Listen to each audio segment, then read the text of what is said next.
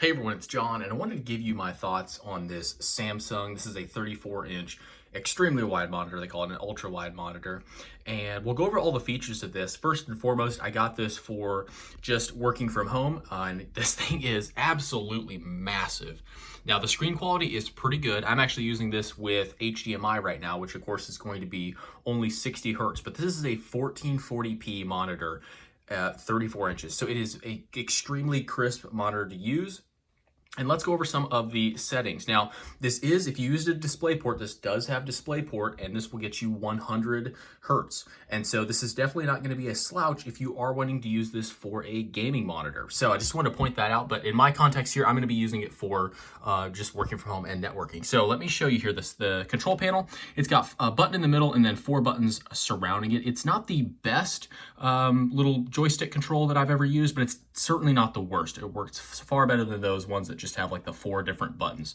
So very intuitive to use this. We've got our menu here, our sources here, which it is just auto found every source. It does have picture in picture. I have not messed around with that a whole lot, but let's go over here, and then down here at the bottom, we've got our power off. But let's go up here to our menu and I'll show you this. So we've got our brightness, contrast, sharpness, all that. And I've got it on the brightest setting right now. I don't know if the camera is going to do this any justice here, but it is plenty bright to be able to use.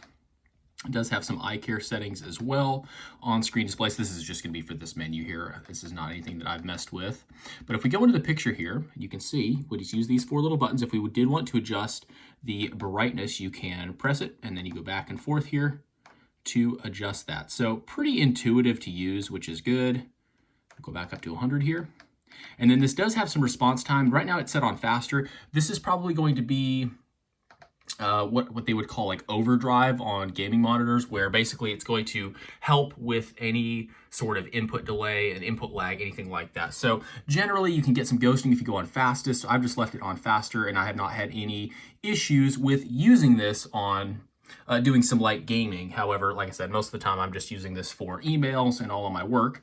And then here you can do your screen ratio, which of course I want this on wide because that's the whole reason I got it. But that's a quick overview on this. You are going to have HDMI if you're plugging it into a laptop like I'm doing. You are going to have DisplayPort, so you can use this for gaming. Overall, this takes care of a multi-monitor setup because you just don't need multiple monitors. You can just put multiple different windows on this one monitor and be done with it. And it also gets rid of the border between, your monitors. This is the old monitor that I was using, and as you can see here, just a huge difference. And this is not a small monitor. This is a 24-inch monitor, so pretty standard. But this thing absolutely blows it out of the water as far as picture quality.